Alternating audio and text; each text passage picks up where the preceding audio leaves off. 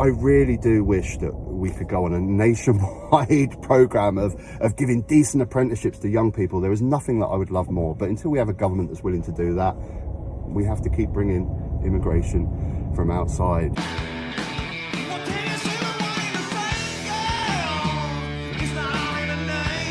Greetings and welcome. Now today I want to talk about, it's immigration again, but it's a hot topic over the last couple of weeks, and specifically I want to talk about whether certain sections of the UK population now regret leaving the European Union. When migration figures are at an all-time record high, when migration from outside Europe is at an all-time record high, the majority of migration this year is from India, Nigeria, China. Now I know there's Hong Kong and Ukraine to take in consideration, but just taking the work pool stats, migration from outside the EU has increased a lot in this year, and there must be certain sections of the population that voted for Brexit are now maybe thinking about their decision and thinking about maybe it wasn't so bad being inside the European Union. You know, those of us at the time knew this was going to happen. This was obviously going to happen.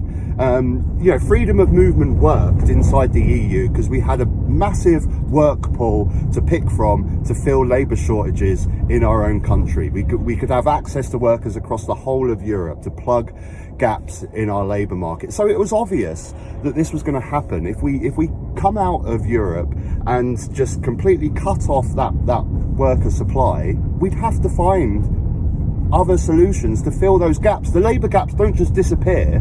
When you come out of the EU, suddenly all your labour shortages don't just disappear. You still have to fill them. So obviously you're going to look elsewhere. If you can't take from the pool of European workers, you're going to look elsewhere, aren't you? So it was obvious that this was going to happen.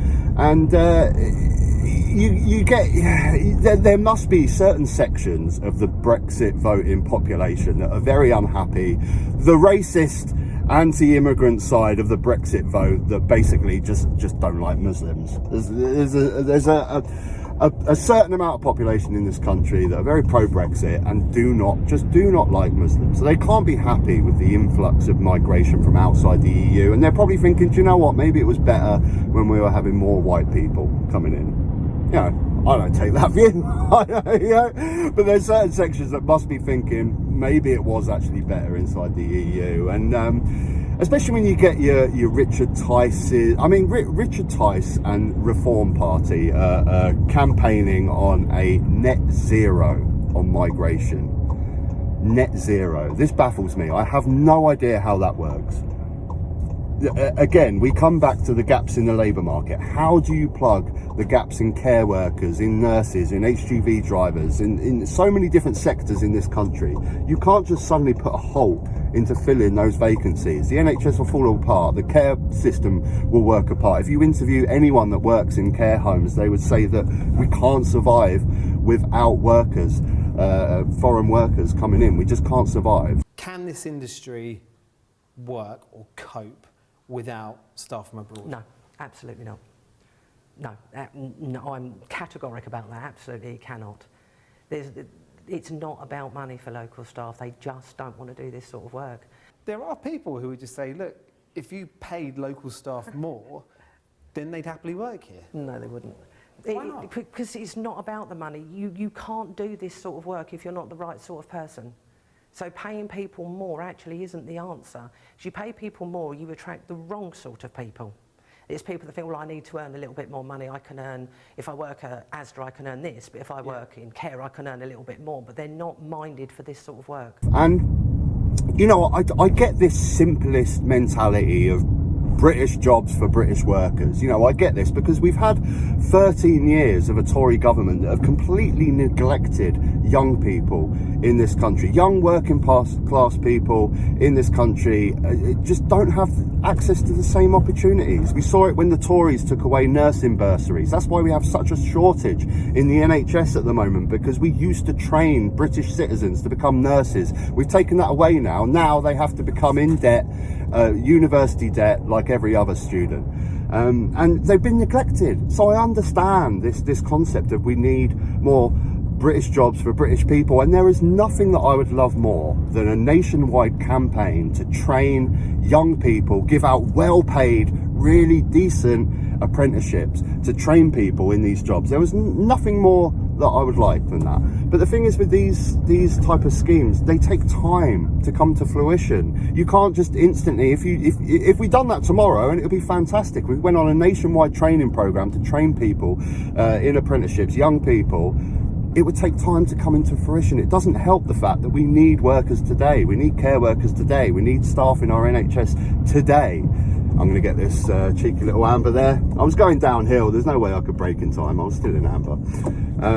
But you understand what I'm saying, and these, you know, I really do wish that we could go on a nationwide program of giving decent apprenticeships to young people. There is nothing that I would love more, but until we have a government that's willing to do that, we have to keep bringing immigration from outside. And you know, care working sector is a job that the British people don't want to do, and it's such a shame. But the reason British people don't want to go into care work as much is because, not because of the job, because the job can be incredibly rewarding. I love talking to old people. I love it. If you talk to people that are in their 80s and their 90s, they have a wealth of knowledge. What was it like living in the 50s? You know, I love talking to old people, and those sort of jobs can be incredibly rewarding. But the fact of the matter is that the care system, the care worker is just so understaffed and so strenuous that the job is 12 hours of grueling, understaffed. It could be a great job if we had okay, I'm really going off topic now, but if you think of things like UBI and universal basic income, where we can have a situation where people only need to work 4 hours a day, imagine double the amount of care working staff and just 4 hours a day of work where you can give quality work. It's these grueling 12-hour shifts that are crucially understaffed that makes British people not want to do these jobs. And it's such a shame because, like I say, care work, it could be such an amazing job for people to do on a part-time basis, and where you can really get to grips with the job and really, you know, pique your interest in talking to these people and getting to know people. You know, it's an incredible job, it really is. What's your thoughts, guys? Please let me know. Just some housekeeping at the end. I'm going to be on the Sunday roast with Alex and Max Roastbeer on Sunday. Please tune in. I'll put the description down below for the link to the channel. It's fantastic. I love going on. I love talking to these guys. We had a really great conversation. We talked COVID inquiry, Farage, even a little bit of Russell Brand and the sort of YouTube algorithm and how it feeds negative news. It was a really interesting conversation. I always love going on with those guys, so please tune in on Sunday. And there'll be future, I want to just briefly talk before I go about my recent videos at home. I know a lot of you guys have been complaining about the audio. Let's let this bus in. And I have been having problems with the audio. You have to bear with me, guys. Please bear with me. I'm new to this sort of stuff with computers and audio. It's not my forte. It's not what I'm the greatest at, but it's improving. Every single video I do, it's a learning curve for me. And I have just managed to get to grips with the audio.